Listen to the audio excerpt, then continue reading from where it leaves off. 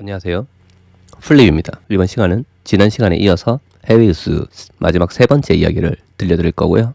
지금 세 번째 뉴스가 끝나고 나면 텔레그램 커뮤니티에서 요청을 주신 분이 있어서 지금 현재 오퍼링을 받고 있는 중국의 트럭팔 STO에 대해서 한 번 더 심층 분석을 해드릴 계획입니다. 트럭팔은 원래 한국 쪽 투자가 막혀 있었거든요. 변호사 쪽에서 뭔가 착오가 있어서 막혀 있었던 걸로 이해가 됐고요. 결론적으로는 한국 투자자에게 문제가 없기 때문에 STO를 할 수 있도록 트럭팔 건부터 시작해서 모든 STO 건이 다 오픈이 됐습니다. 생각보다 트럭팔 토큰에 관심을 갖는 한국 투자자뿐만 아니라 일본 쪽에서도 커뮤니티가 좀 활성화되어 있더라고요. 그래서 어떤 이점이 있는지, 그리고 이전에 한번 제가 생각할 때 인권형 토큰 분야에서 주목해야 될 세 가지 파트 중에 한 개를 트럭팔 토큰 같은 유사한 형태를 꽂았었거든요. 왜 그렇게 생각하는지까지 해서 조금 심도 있는 분석을 해볼 생각입니다. 먼저 오늘은 해외 뉴스 마지막 편을 진행할 거고요. 첫 번째 뉴스로 XRP, 리플에 대해서 얘기를 해드릴까 합니다. 언제나 이 증권성에서는 뜨거운 감자죠. 리플이 지금 SEC하고 몇 년째 싸우고 있지 않습니까? 그게 이제 결론이 어떻게 나냐에 대해서 갑론을박이 엄청 많은데, 친 리플 변호사라고 하면은 대표적인 사람이 제레미 호건 요분인데, 요분은 거의 리플 1타 강사라고 할 정도로 국내 유명한 유튜버 분들도 XRP 얘기할 때는 빼놓지 않고 얘기를 합니다. 왜냐면은 이분은 아주 호의적이거든요, 리플에. 그래서 좀 심층 분석을 제가 아이넥스나 이런 관심 있어 하는 토큰을 분석하듯이 요분은 XRP를 또 변호사의 시각으로 되게 구체적으로 보고 있더라고요. 이분이 무슨 말을 했느냐를 한번 볼까요? SEC와 리플 소송에서 2018년 이전 XRP 거래만 증권으로 판결될 가능성이 높다, 트위터에 있었다고 하는데 한번 보시죠. 요분이거든요, 제레미 호건. XRP 쪽에서는 굉장히 지지층이 두텁죠. 어떤 얘기를 했냐면 4월 7일날 아까 뉴스에서 소개해드렸던 것처럼 2018년 중반 이후에 XRP 판매가 유가증권이 아닐 수 있다고 판결할 수 있었다. 그 말은 2018년 이전의 거는 증권이다 라고 얘기를 하는 거죠. 그러니까 구분을 짓는 거죠. 그래서 그 시점 이후로는 XRP 가격에 영향을 미치지 않았다. 그전에는 좀 그랬었다, 그런 얘기고, 그거에 대해서 자기가 글을 이어갔는데, 그 말은 자기가 이제 해석하기로는 리플은 벌금을 일부 지불하고 사업을 계속 진행할 거다. 그러면 XRP가 명확성을 가진 유일한 암호화폐가 되었다라고 이렇게 얘기를 하는 거예요. 그리고 이제 그런 벌금에 대해서는 자기 계산에 따르면은 리플이 충분히 감당할 수 있는 정도의 벌금이 나올 거고, 이 큰 시나리오 전체는 생각해보시면 예전에 제가 리플에 대해서 언급 드릴 때도 그랬고, 좀 전문가들이 분석을 할 때도 일반적인 경우에 리플은 잘못했다고 생각되는 부분이 있을 수도 있지만 경계선이 애매모호했습니다. 그래서 결국에는 SEC도 압도적으로 우승하기는 어려웠거든요. 그렇기 때문에 아마도 그런 결과를 사람들이 처음부터 예측은 했어요. 적당히 벌금 두드려 맞고 끝나는 걸로. 근데 만약에 그렇게 된다면 지금 제레미 호건 변호사의 말에 따르면 좀 긍정적이다. 왜냐면 이후가 증권이 아니라고 판단하고 있기 때문에 이전의 거를 벌금 때리면 이미 지나간 일이고, 2018년 이후부터는 이제 증권이 아니었었기 때문에 지금 계속 쿤을 상승시켜가지고 거래를 해도 문제가 없다는 얘기가 될 수 있어요. 그렇기 때문에 제가 생각할 때는 이분이 이렇게까지 그 말 자체를 긍정적으로 해석해서 본인이 이렇게 트윗을 한 게 아닌가 하는 생각이 들고요. 그리고 이 말이 무슨 말이냐면, 명확성을 가진 유일한 암호화폐가 되었다라는 게 무슨 말이냐. 비트도 있고 다른 것도 있는데 왜 그렇게 얘기를 하냐면, 비트는 한 번도 그런 법의 잣대에 의해서 판단을 내려본 적이 없습니다. 사실 다른 것들은 다 패배해서 증권이라고 판결하고 끝났잖아요. 근데 XRP가 처음으로 증권이 아니다라고 판단이 될 수 있어요.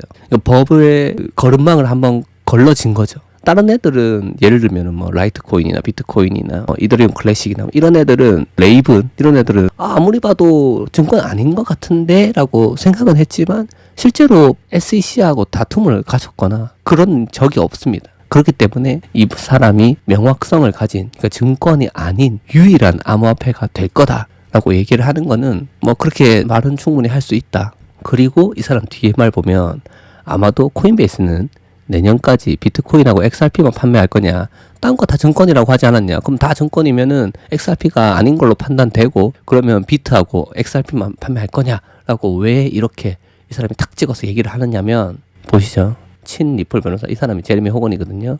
이 사람 포트폴리오가 XRP가 75% 나머지 25%는 BTC라고 합니다.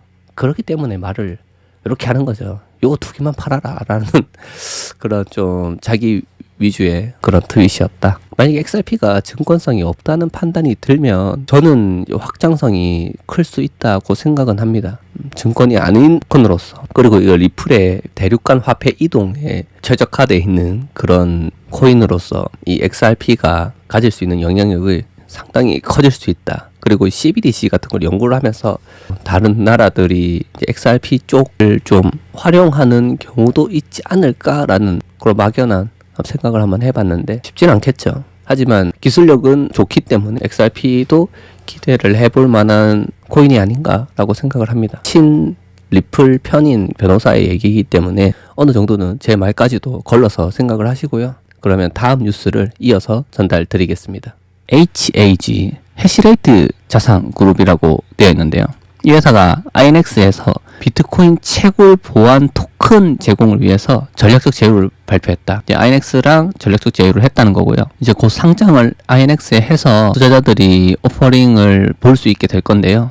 이 회사는 좀 독특합니다. 우리가 이때까지 비트코인에 투자하는 방법이 여러 가지 분야가 있었는데 이 해시레이트에 대한 소유권을 통해서 비트코인에 투자할 수 있는 방식을 채택해가지고 아주 새로운 옵션을 제공합니다. 그래서 이제 해시레이트에 대한 그 권리에 따라서 배당을 받게 되는데요. 이 회사에 대해서는 저도 추후에 좀 상세하게 다뤄볼 생각입니다. 그럼 다음에 다룰 때 좀 더 깊은 얘기를 할 수 있도록 하겠습니다.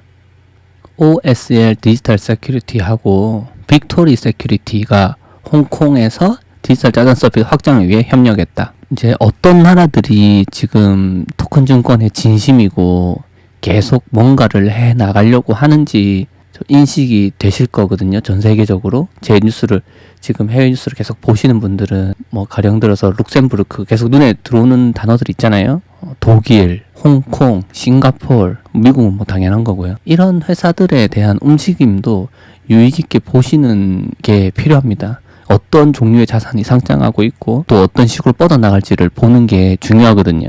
일단은 홍콩이 계속해서 지금 약간 중국이 좀 크립토 쪽도 그렇고 약간 풀리는 느낌이 있어요. 그래서 지금 완전히 풀린 건 아닌데 아무래도 규제를 두면서 토큰 증권 분야가 먼저 크립토보다 풀리지 않을까 하는 생각이 들고요. 그리고 중국의 CBDC죠. DCEP가 만약에 활성화가 된다면 토큰 증권을 구매하거나 하는데 활성화가 돼서 사용할 수 있다면 획기적이지 않을까 하는 생각을 해보고 어저께 오늘 이렇게 나온 뉴스에 보면 사우디가 이제 중국의 손을 좀 잡고 위안화로 결제를 하려고 한다는 게 페트로 달러가 위협을 받는다. 그 말은 달러의 위상이 좀 떨어질 수 있다. 그러면 비트코인이 좀 더 상승할 여력이 있고요. 그리고 이제 위안화가 또 어떻게 될지 모른다. 그렇게 힘이 생기는 만큼 금융권에서 확장성을 보이려고 노력을 할 것 같거든요. 그래서 홍콩 회사도 주목을 해볼 필요가 있다. 그렇게 하고 넘어가겠습니다. 이게 바이낸스에서 나온 리서치 자료거든요. Real World Asset, 세큐리티 토큰보다 약간 더 상위 개념이라고 느끼실 수도 있고요. 거의 같다고 보셔도 크게 무방합니다. 이 보고서 내용을 좀 이거 흥미로운데 이걸 제가 다 읽어드릴 수는 없고 이 장수도 꽤 많아가지고 34페이지짜리인데 원하시는 분들은 한번 찾아서 보시기 바랍니다. 이거 말고도 이전에 바이낸스에서 나왔던 자료가 있거든요. 잠깐 보여드리면 나온 지 얼마 안 됐죠. 3월달에 나온 건데 여기도 리얼 월드 에셋에 대해서 나오잖아요. 아까 그거보다 조금 더 포괄적인 내용을 담은 장표고요. 여기 보면은 각 분야의 대표적인 회사들을 소개를 하는 내용입니다. 한번 잠깐 볼까요? 토큰 증권 분야에 뭐가 있나? 여기 이제 인프라스트럭처가 어떻게 나뉘는지 나오죠. 스케빌리티 부분 뭐 등등 여러 가지 분야로 나뉘고 디파이 분야도 NFT 분야도 게임 분야도 이런 식으로 정리가 돼 있고요. 그리고 이제 대망의 리얼 월드 에셋 그러니까 토큰 증권 분야에는 바이낸스가 어떤 식으로 대표적인 회사들을 모아놨는지 한번 보시죠. 레이어 1에 해당하는 회사가 있고요. 드디어 이제 토큰 증권 관련된 회사들이 이렇게 있죠. 어떤 회사가 있는지 대충 보이시죠? 세큐리타이즈 있고요. INX 있고요. 오아시스 있고요.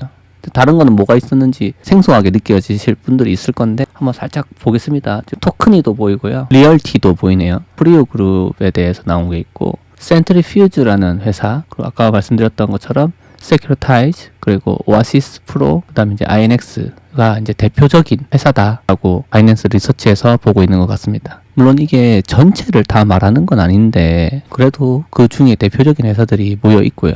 참고로 보여드렸습니다. 이거는 제가 따로 다운받아서 저희 요 텔레그램 방 있잖아요. 여기에 아까 그 파일이랑 두 가지를 바이낸스 리서치를 올려드리도록 하겠습니다. 이거는 뭐 이런 뉴스가 3월 7일에 나왔었는데 그 뉴스 다음 뉴스가 또 나왔죠. 그걸 바로 말씀드리는 게 나을 것 같네요. 바이낸스 이슈가 생겼었죠. 최근에 CFTC 상품거래위원회에서 바이낸스 이제 최고 경영자죠. 장봉자오를 고소를 했는데 그런 거가 조금 찝찝했었죠. 아무래도 조금 원래 찝찝했었는데 바이낸스 US는 다르다 하고 그냥 미국 이제 당국이 이렇게 넘겨줬었는데 지금은 바이낸스 US에서 보이저 디지털에 대한 인수를 거절을 했다고 합니다. 그 뉴스는 찾아보시면 바로 나오실 거예요.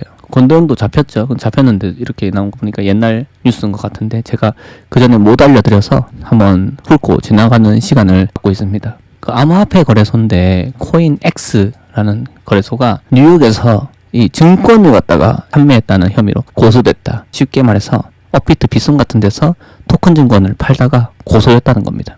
뭐 INX나 T0나 뭐 이런 토큰 증권들을 트럭팔이나 이런 걸 팔았다는 거죠. 그래서 고소를 당했다. 그렇게 이해하시면 됩니다. 라이센스 없이 팔기 때문에 문제가 되는 거고 라이센스가 있으면은 정당하게 판매를 할 수 있습니다. 태국은 보안 토큰에 대해서 세금 감면이 있다고 합니다. 태국이 되게 개방적으로 나오고 있죠. 마리아나 합법으로 하는 것부터 시작해서 세큐리티 토큰에 대한 세금이 감면됐다. 토큰 증권을 하시는 분들은 태국도 유심히 볼 필요가 있다. 그렇게 말씀을 드리고 싶네요. JP모건 같은 주류들이 암호화폐 연구소까지 만들었는데 반대하겠습니까? 골드만삭스도 그렇고 JP모건도 그렇고 크립토 그리고 이 토큰 증권 심지어 블랙락도 토큰 증권이 미래다 이런 식으로 얘기를 하는데 토큰 증권이나 크립토를 갖다가 부정적으로 보는 시각은 글쎄요 이건 조금 이 시대의 방향성과 맞지 않다고 생각을 하거든요. 물론 이게 되게 보수적으로 봐서 막 그런 C코인 같은 거를 많이 보셔서 먹튀하는 걸 보고 당하기도 하고 이러면서 좀 부정적인 시각이 쌓였을 수도 있지만 전 세계적인 방향성은 명확합니다. 그런 게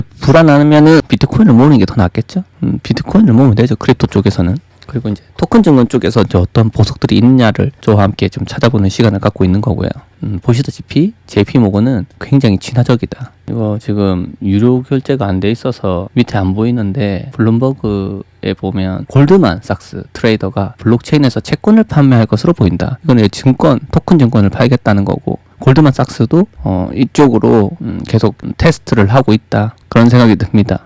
이번 시간에는 이제 해외의 여러 가지 뉴스들을 소개해드리는 시간을 가져봤는데요. 다른 뉴스들이나 회사에 대해서 분석들을 갖다가 중간중간에 넣다 보면 이렇게 한 달에 한 번 정도 이렇게 전달해 드린 것 같더라고요. 근데 이게 뉴스 길이가 기니까 쪼개서 말씀드리긴 하는데 너무 한국 뉴스만 이렇게 보다 보면은 문제점이 생길 수 있는 게 세계적인 트렌드가 그게 아니면 편협된 시각을 가진 기자들에 따라서 우리의 눈이 이제 우물안 개구리처럼 좁아질 수가 있거든요. 지금 세계적인 트렌드가 어떤지, 어떤 나라에서 이렇게 호의적이고 어떤 나라에서 부정적인지, 그리고 어떤 기술들을 사용하고 있는지, 어떤 회사가 좀 주목을 받는지 이런 거는 계속 유심히 보셔야 됩니다. 그래야 이제 한국에서 그런 유사한 프로젝트를 하거나 혹은 지금 토큰 증권이나 당연히 이제 크립토를 보셔도 알겠지만 특경이라는 거는 느껴질 수가 없거든요. 그래서 내 신원이 이제 분명한 것만 입증이 되고 나면 어디서든지 투자를 할 수 있고 그러면은 우리 입장에서는 더 다양한